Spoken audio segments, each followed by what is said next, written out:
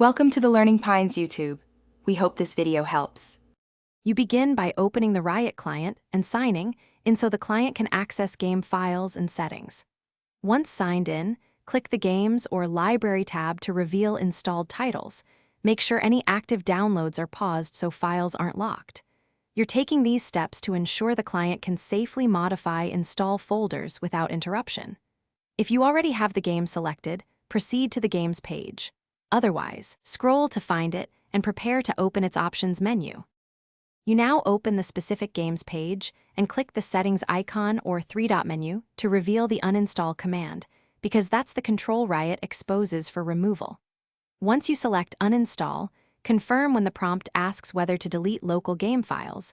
Choose to remove them to free disk space. Make sure the client finishes the operation without interruption, monitor progress, and avoid force closing the client.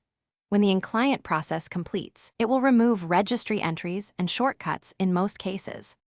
Finish by checking that the game's install folder was removed and that the Riot client no longer lists the game.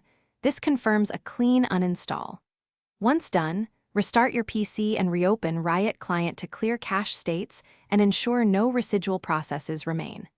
If files persist, navigate to the install path and delete leftover folders manually and empty the recycle bin. If the client won't uninstall, run Riot client as administrator and repeat the uninstall.